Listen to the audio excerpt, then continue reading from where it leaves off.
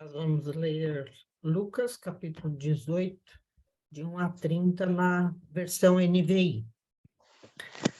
Jesus contou a seguinte parábola, mostrando aos discípulos que deviam orar sempre e nunca desanimar.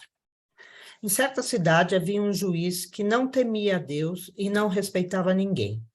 Nessa cidade morava uma viúva que sempre o procurava para pedir justiça, dizendo: ajude-me e julgue o meu caso contra o meu adversário.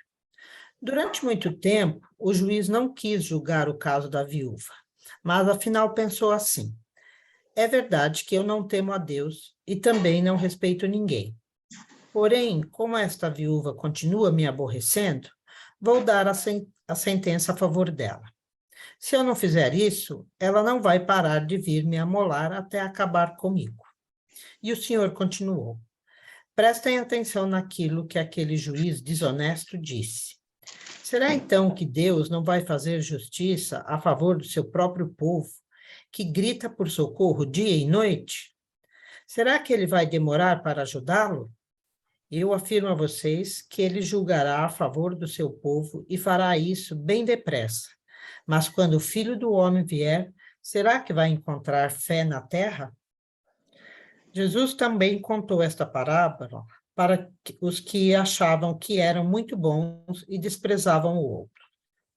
2 homens foram ao templo para orar. Um era fariseu e o outro cobrador de impostos. O fariseu ficou de pé e orou sozinho assim: ó Deus, eu te agradeço porque não sou avarento, nem desonesto, nem imoral como as outras pessoas. Agradeço-te também porque não sou como este cobrador de impostos. Jejuo 2 vezes por semana e te dou 10ª parte de tudo o que ganho. Mas o cobrador de impostos ficou de longe e, sem nem levantar o rosto para o céu, batia no peito e dizia: ó Deus, tem pena de mim, pois sou pecador. Jesus terminou dizendo: eu afirmo a vocês que foi este homem, e não o outro, que voltou para casa em paz com Deus. Porque quem se engrandece será humilhado, e quem se humilha será engrandecido. Depois disso, algumas pessoas levaram as suas crianças a Jesus para que ele as abençoasse. Mas os discípulos viram isso e repreenderam aquelas pessoas. Então Jesus chamou as crianças para perto de si e disse: deixem que as crianças venham a mim e não proíbam que elas façam isso, pois o reino de Deus é das pessoas que são como estas crianças. Eu afirmo a vocês que isto é verdade. Quem não receber o reino de Deus como uma criança, nunca entrará nele. Certo líder judeu perguntou a Jesus: bom mestre, o que devo fazer para conseguir vida eterna? Jesus respondeu: por que você me chama de bom? Só Deus é bom e mais ninguém. Você conhece os mandamentos: não cometa adultério, não mate, não roube, não dê falso testemunho contra ninguém, respeite o seu pai e sua mãe. O homem respondeu: desde criança tenho obedecido a todos estes mandamentos. Quando Jesus ouviu isso, disse: falta mais uma coisa para você fazer. Venda tudo o que você tem e dê o dinheiro aos pobres, e assim você terá riqueza no céu. Depois venha e me siga. Quando o homem ouviu isso, ficou muito triste, pois era riquíssimo. Vendo a tristeza dele, Jesus disse: como é difícil os ricos entrarem no reino de Deus.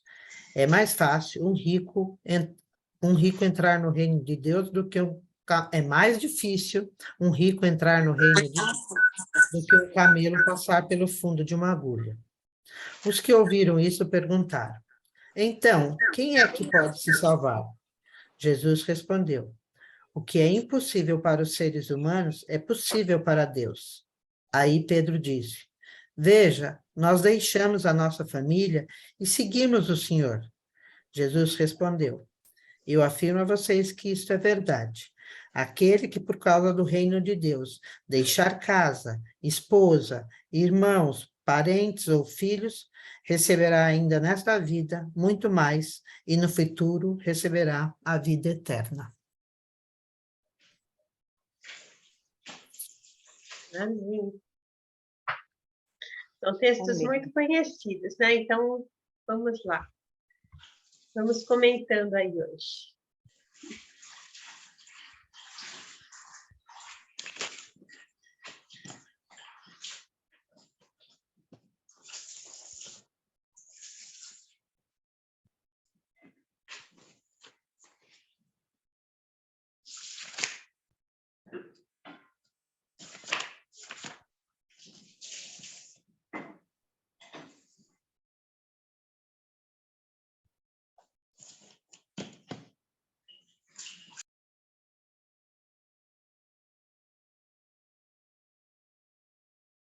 Tudo bem, Adriana, você está com uma turma aí.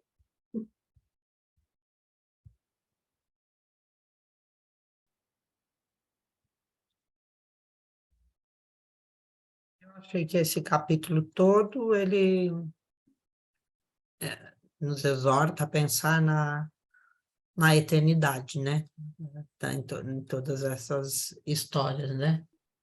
Na viúva, no cobrador, né? No que ora, né? Traz todas as lições, todas as histórias trazem lições práticas de como a gente vivenciar a eternidade, né? O reino de Deus, enquanto estamos aqui nesse plano, enquanto chegamos lá, né? Eu achei isso também, achei excelente a sua fala, porque é uma aula prática porque a gente tem visto muito sobre essa questão de olhar para o eterno, né? Olhar para o que está acima do sol, né? Mas como é que é isso na prática, né? Eu acho que aqui são exemplos muito práticos de coisas objetivas, né? Sobre isso, né? Então vamos lá, comecemos pela viúva persistente. Se fosse um adolescente contando essa história, diria uma velha chata.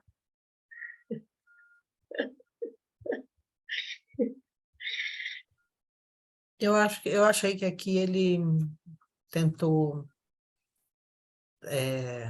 comparar aí assim, primeiro mostrar a diferença, né, entre os que têm o juízo e o poder aqui na Terra, né, que estão à frente fazendo julgamentos, né, e lá a gente sabe, né, que lá em Israel tinha esses juízes que cuidavam de todos os detalhes, né, da vida, não era como são hoje os juízes, né, que a gente vê, né, assim, que são coisas burocráticas só, né, os juízes lá em Israel tinham um papel meio que no dia a dia, né, do pessoal, né, assim, de coisas, de briga com o vizinho, né, de coisas mais...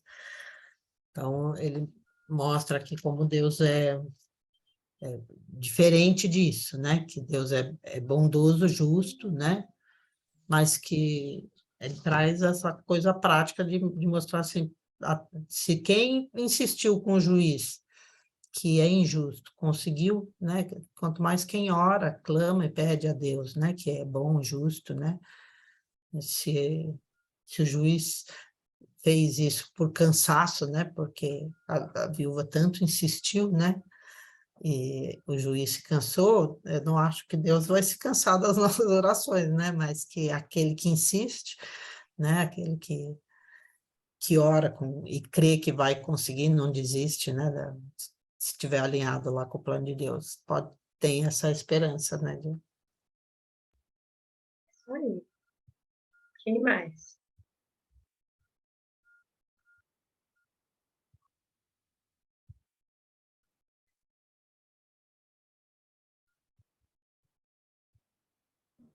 Eu vejo também a persistência da viúva, né? Diante de vários nãos, de várias formas do juiz não recebê-la ou não tratá-la, né, de forma a ouvi-la, ela continuou firme, né? Então, a persistência dela em estar ali e acreditando na fé, né? Tanto é que ele fala mais adiante, né, sobre a questão da fé, né? E será que quando ele voltar, ele encontrará tanta fé assim, né? Então, a fé dessa mulher em estar persistindo naquilo que para muitos era perda de tempo, né? Você está aí insistindo com esse juiz não vai te atender, né? Mas ela continuava firme no propósito dela, mesmo sabendo que ele era iníquo, né? E Jesus, ele compara isso, né? Essa questão da fé dela em estar ali pedindo toda hora, insistindo. Quanto mais se fosse para Deus, né? Mas eu acho interessante a persistência dela. Mesmo sabendo que ele era inimigo e poderia não atender ou nunca iria atender, ela demonstrou fé e continuou ali pedindo e acreditando que uma hora aquele coração iria se converter, né, ao pedido dela. Então, eu acho essa a postura de fé dela, né? Mesmo ele sendo uma pessoa que jamais, todo mundo pensava que jamais iria atendê-la. Essa questão da fé também. Então pegando esse gancho da Edna, que causa vale uma insistência, né? Se a sua causa é justa e ela é necessária, ela vale uma insistência, né? Porque não é, se fosse uma banalidade o pedido dessa viúva, se fosse alguma coisa não relevante, né? Ela não insistiria tanto, né? Então a causa era justa.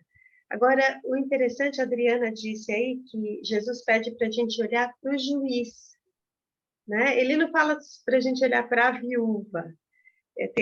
A Adriana escreveu aí no chat, e é verdade, ela fala, olha a lição que esse juiz nos dá.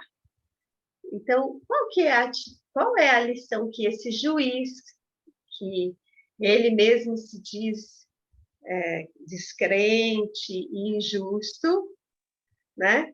Eu não sou temente a Deus, ele mesmo fala, não fala? Eu não sou temente a Deus, eu não embora eu não tema a Deus e nem me importe com os homens. Ele nem teme a Deus e nem se importa com isso. Mas, por conta da insistência da viúva, eu vou julgar a favor dela. Olha que interessante, como ele muda de opinião. Ele não vota o que é justo. Porque ele não julga se ela está pedindo com justiça ou não. Né? Porque um juiz ele tem que ser imparcial. Né? Ele tem que olhar os dois lados e aí dá a determinação. Né? Mas ele não faz isso. Ele fala, não, melhor julgar a favor dessa mulher, porque não é porque ela tem razão. Eu vou julgar a favor dessa mulher para ela parar de me perturbar, porque se eu julgar contra, ela vai continuar. É interessante a postura desse juiz, não é? O que vocês acham dele aí?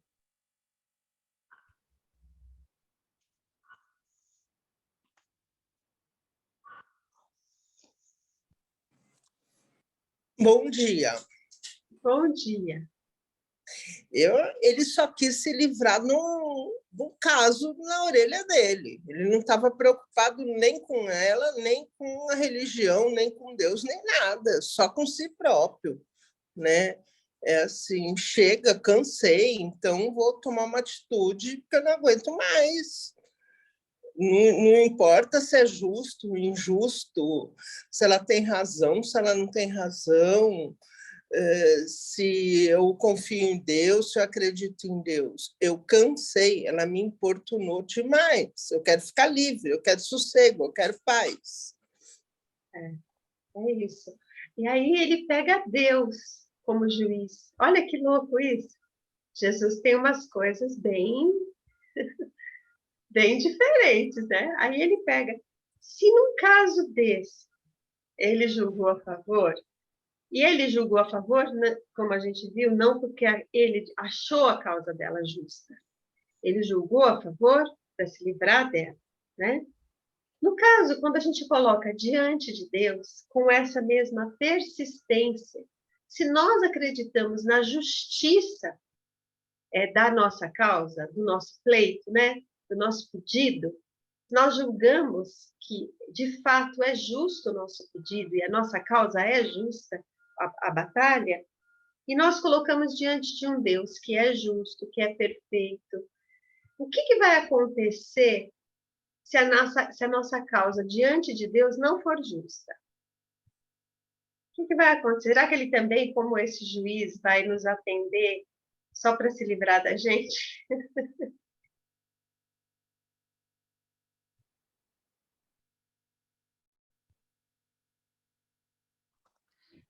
Eu acho que não. Tem um comentário aqui nessa Bíblia, é a Bíblia da Mulher da Sociedade Bíblica, que ele fala assim: o ensinamento central dessa parábola não é o de que os cristãos precisam importunar um Deus relutante para que os seus pedidos sejam atendidos. Afinal, Deus e o juiz iníquo são opostos.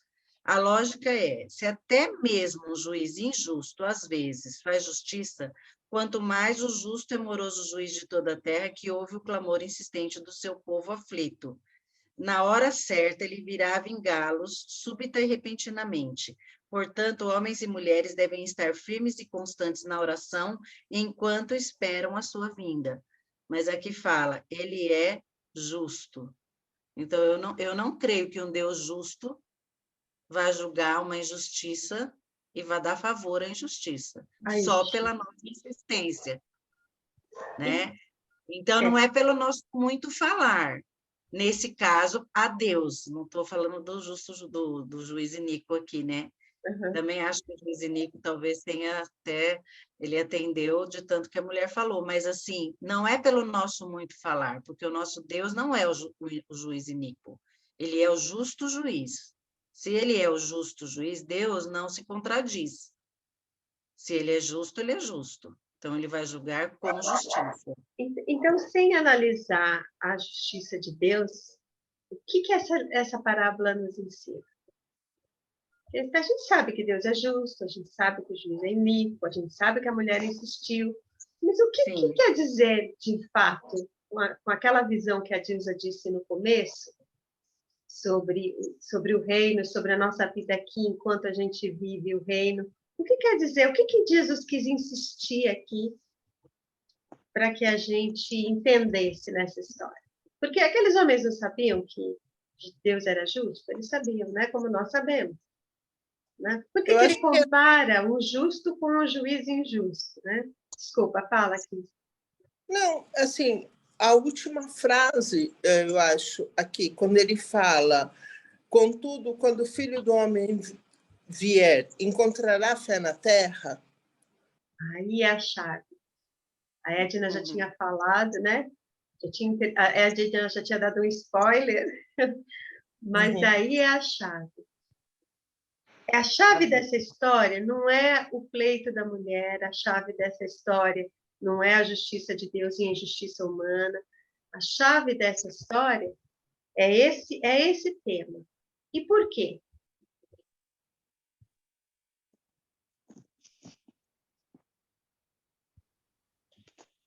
Bom, eu pensei o seguinte, o texto ele começa nos mostrando por que Jesus colocou essa parábola aqui. Ele quer nos tratar no momento de fraqueza, no momento de desânimo, no momento que a gente não encontra fé. É nesse momento. O texto está sendo muito claro para a gente. E Jesus contou essa história para mostrar que a gente deveria orar e sempre e nunca desanimar. Gente, é uma coisa tão certa em nós, é o desânimo. Até mesmo pela causa, às vezes. Porque cada uma de nós temos uma causa que nós colocamos diante de Jesus, né?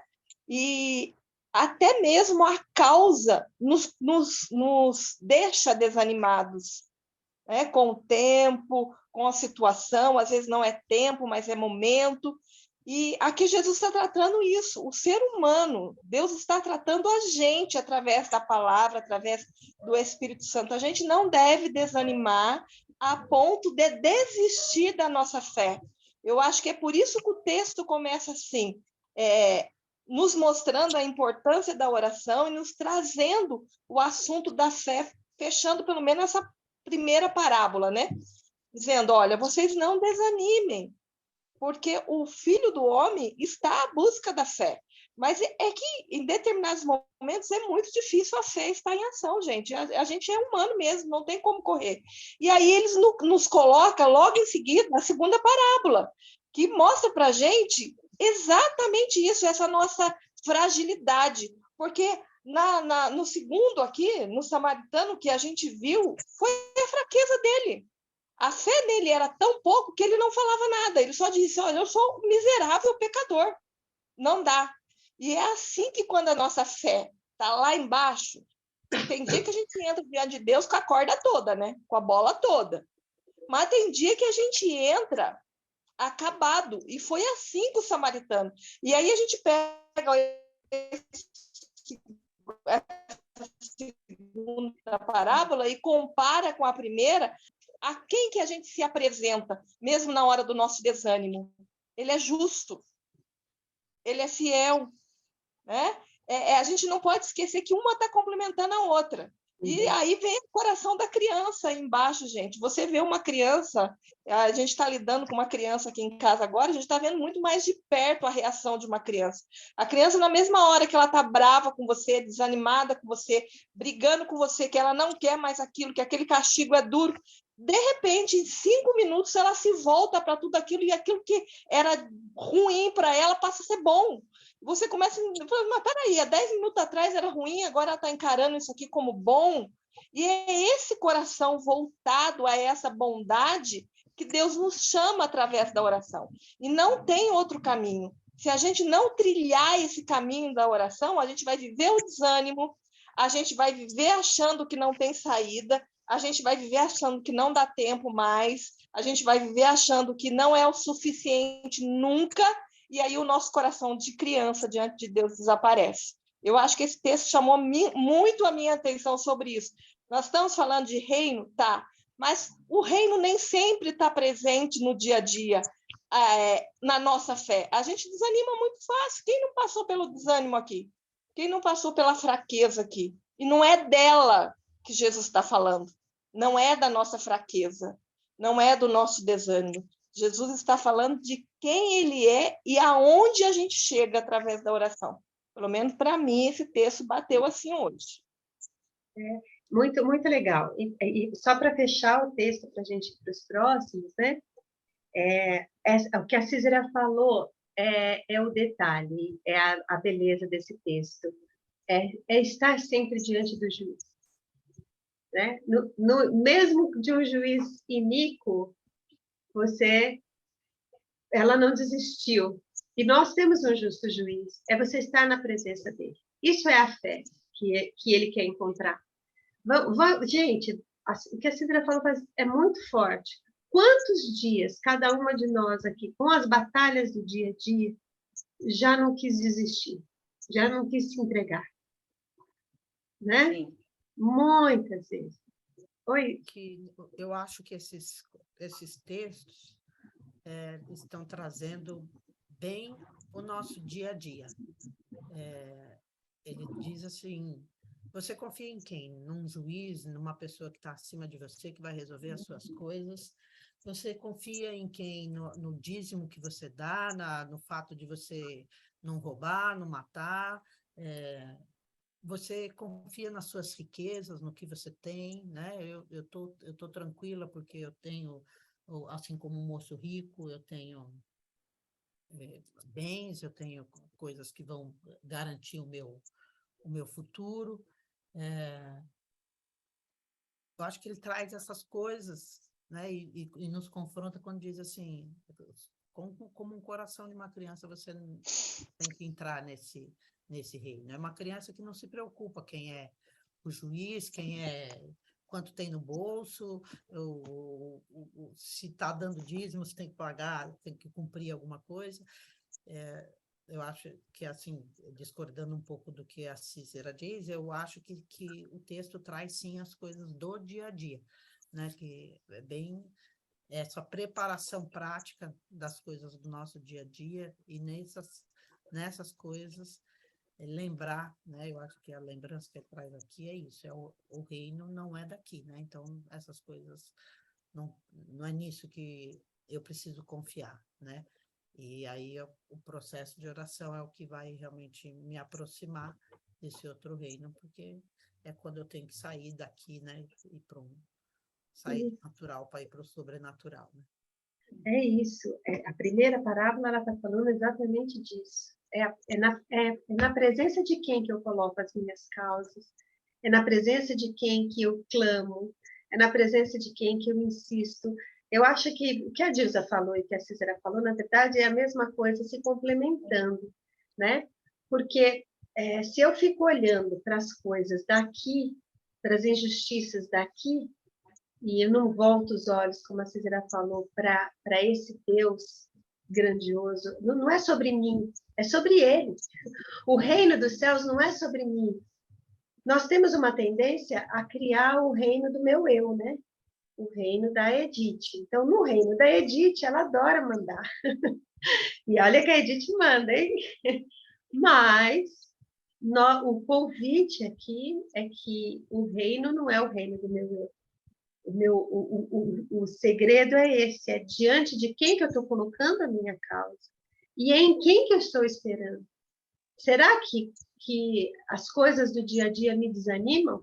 Será que vão... Gente, vamos pensar que tem coisas grandes, fatos grandes e marcantes que acontecem na nossa vida, mas normalmente não são esses fatos grandes e marcantes que tiram a nossa fé.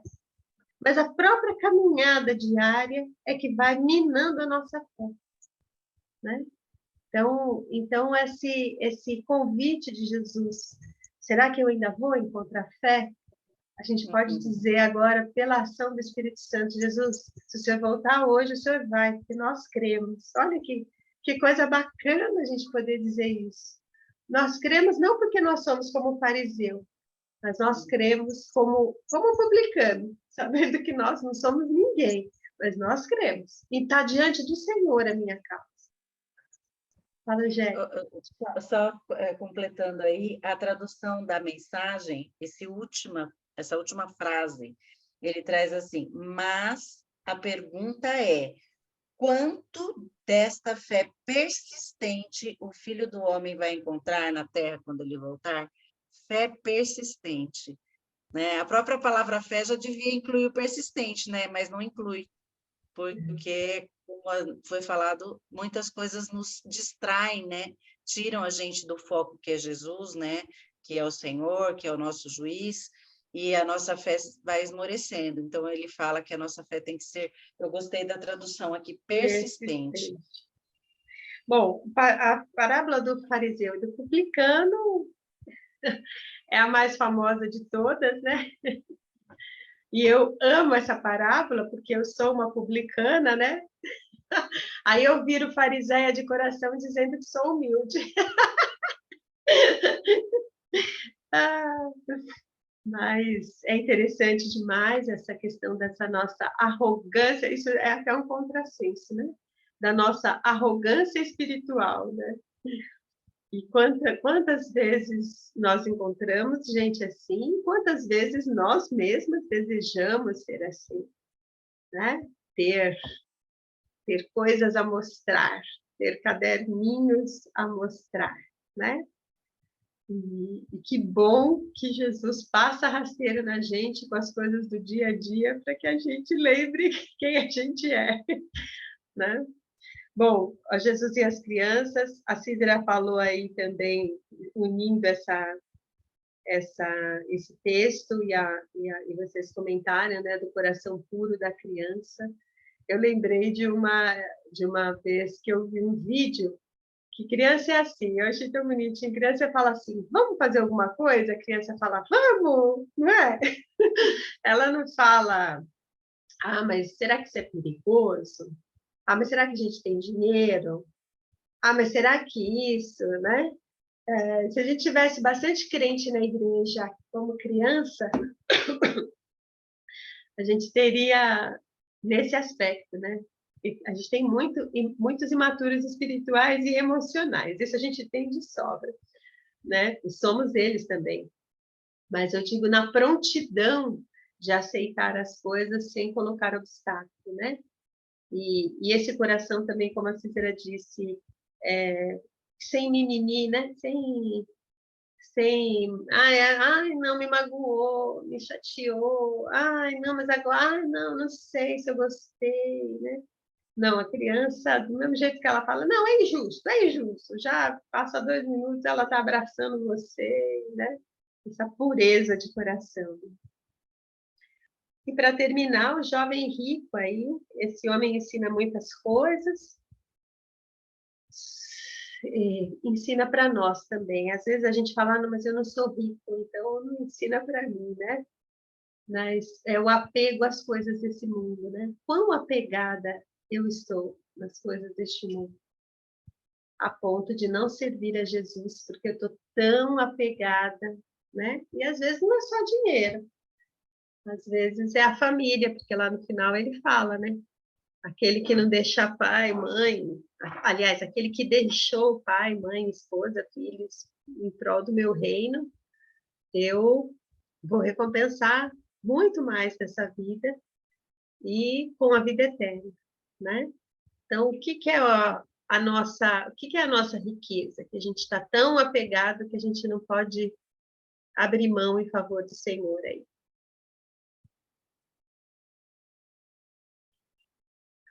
O pedido do homem é até incongruente, né, com a postura dele, porque ele pede pela vida eterna, né, e se justifica só com as ações terrenas, né? Eu já honro pai e mãe, eu não mato, eu não roubo, eu não, né, não faço essas coisas desde pequeno,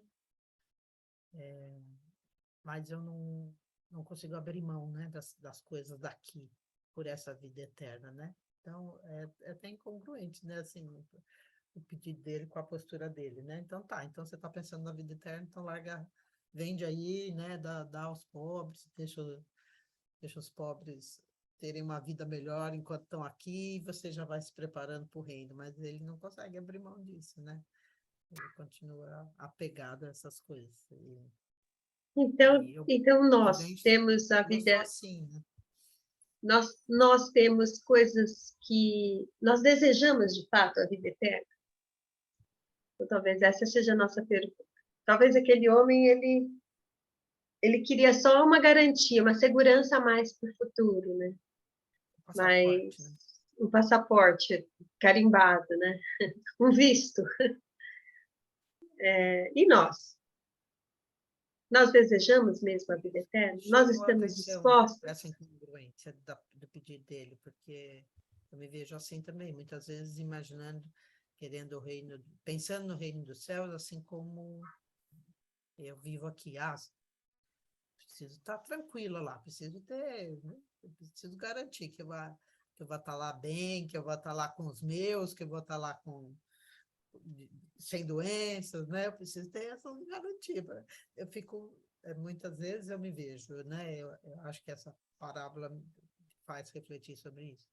Como é que eu entendo o reino dos céus, né? Porque eu fico, muitas vezes, entendendo o reino pelas coisas boas que eu tenho aqui, né? E o reino dos céus não tem nada a ver com o que é aqui, né? Que é o natural, lá é o sobrenatural.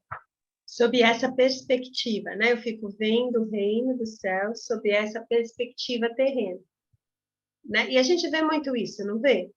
Por exemplo, pessoas que falam, você tem a vida eterna porque a sua vida está toda certinha.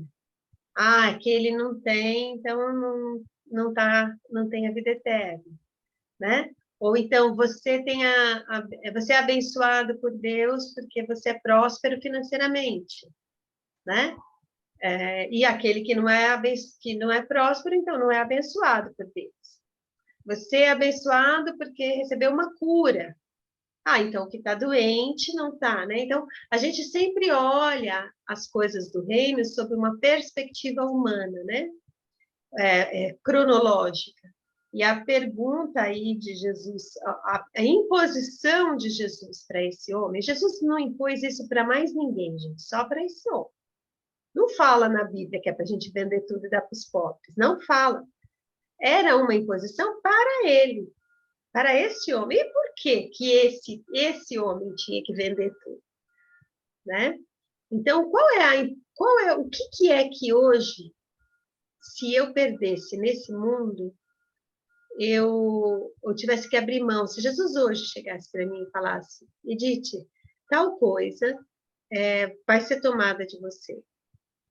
O que é essa coisa que me impede de ver o reino dos céus? Mudar a perspectiva. O que é?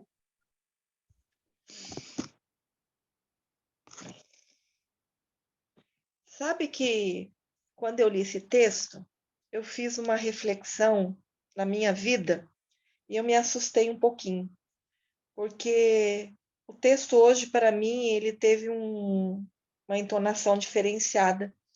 E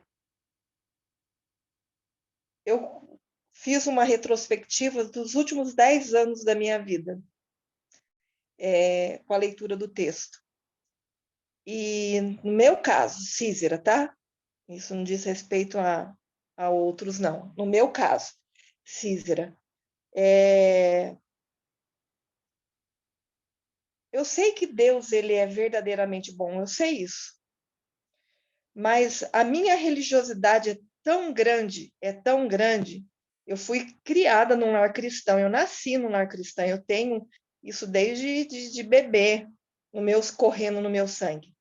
E isso, gente, pesa tão forte na minha religiosidade que hoje eu fiquei imaginando, sabe? Que quantas vezes eu me encaixo nisso? Eu vou para a igreja, eu leio a Bíblia todo dia. Talvez o texto, para mim, se eu fosse escrever, eu não escreveria. Eu não cometo adultério, não mato, não roubo, não dou falso testemunho, eu honro meu pai e minha mãe. Talvez a minha leitura, né? Alguém fosse ler, leria. A vida da Cícera é assim, ela vai para a igreja sempre, quase todos os dias, toda vez que tem atividade, ela abre a casa dela, ela recebe as pessoas, ela não fala mal das pessoas, ela aí acrescenta, ela não rouba, ela faz o bem, se doa. E aí eu comecei a colocar toda a minha religiosidade nesse texto. E aí eu fiquei imaginando qual seria a resposta de Jesus para mim, né? E isso me assustou. Eu acho que é uma reflexão que, se a gente pudesse converter esse texto para a nossa realidade, o que Jesus diria a nosso respeito e qual é a pergunta que ele nos faria, né? Qual é a imposição que ele nos traria diante da nossa religiosidade? Para mim, Císera pareceu hoje a minha religiosidade. Porque, gente, falar de religiosidade é fácil. Teve um escritor, eu não tenho bem certeza se foi o Brayman que falou ou se foi o C.S. Lewis, mas ele tem uma frase que diz que o pior prejuízo da igreja cristã é a religião. E é verdade. Se a gente for pensar nisso, a gente acha, né? Porque a gente também não comete adultério, a gente também não rouba, a gente também não dá falso testemunho. Eu também honro meu pai e minha mãe. Mas vai muito além disso, vai muito além de tudo isso que a gente faz, porque o reino está muito além de tudo isso. O reino daqui é uma coisa, agora o reino dos céus é outra. Não tem nada a ver com aquilo que eu faço, tem a ver com aquilo que eu sou. E esse é o problema. Por tudo aqui, ó, eu não faço, eu não faço, eu não faço. No meu caso eu faço e eu faço.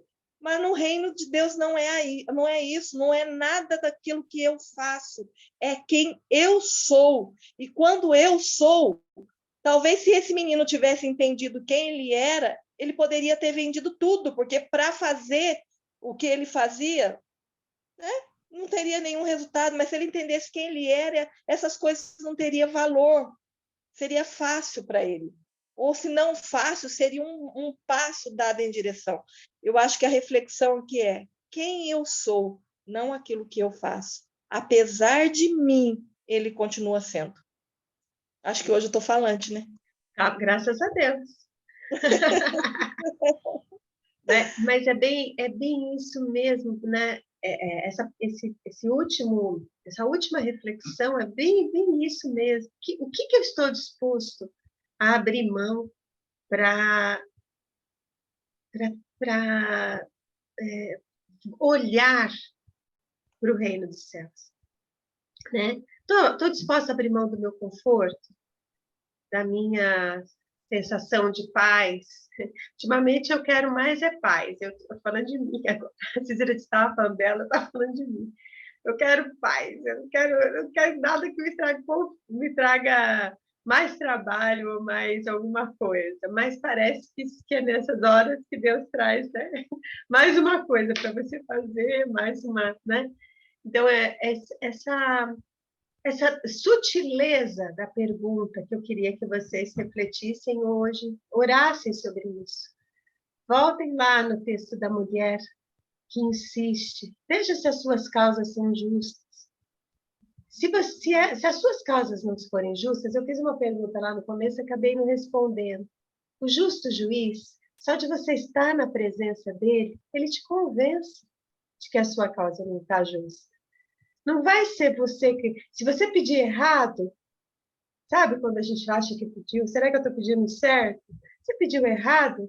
Lembra que o Espírito Santo vai converter o que você falou de uma maneira que o Senhor vai entender, vamos dizer, como se ele não entendesse, né? Mas ele vai mudando o seu coração. É nessa presença de Deus, abrindo mão dessas coisas, recebendo com a pureza do coração de uma criança, né?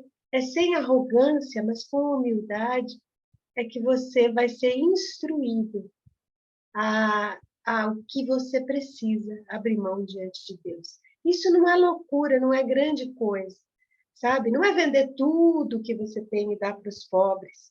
Não é isso. Isso é uma coisa particular, que o Senhor vai te convencendo conforme você vai estando na presença dele, né? E, por fim, tem uma promessa já aqui na Terra, né? Para terminar, é isso. Tem uma promessa aqui na Terra. Vai demorar no tempo? Pode demorar um pouco. Vai ser no tempo certo? Vai ser no tempo certo. Mas, se você estiver disposta a abrir mão, o Senhor vai lhe retribuir. Já aqui na Terra, 100 vezes mais, né? E lá no céu, com a vida eterna, né? Há uma promessa aqui. Não é uma fé desprovida de crédito, aquela fé à toa que desanima. É uma fé real, né? Se a sua causa, colocada diante de Deus insistentemente, é justa, e você está disposto a abrir mão do seu reino aqui para participar do reino de Jesus, há uma promessa de que vai vir a resposta. Amém? Edith, a nossa discussão me fez lembrar de uma passagem que eu não sei quem escreveu, não sei quem contou, mas é sobre a vida de Santo Inácio. Diz que ele foi questionado se ele soubesse que hoje era o último dia de vida dele, o que ele faria? E ele respondeu: bastariam uns 15 minutos para uma oração. Amém. Então, eu vou pedir para a Heloísa, que ficou quietinha hoje, o dia todo, para orar por nós, porque a oração de um justo pode muito em seus efeitos, né, Heloísa?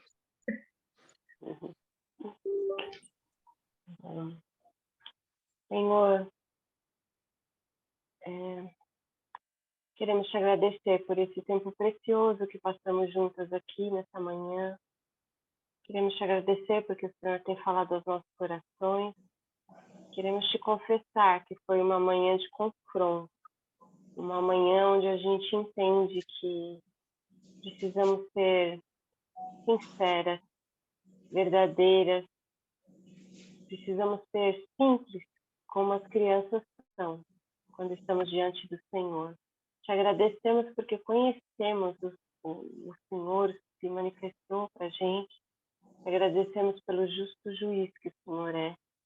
Que a gente esteja sempre diante do Senhor, diante do justo juiz. Que a nossa oração seja sempre uma oração sincera e persistente, Senhor. Que as nossas causas sejam justas. E que aquelas que não forem, que teu Espírito Santo nos convença disso, Pai.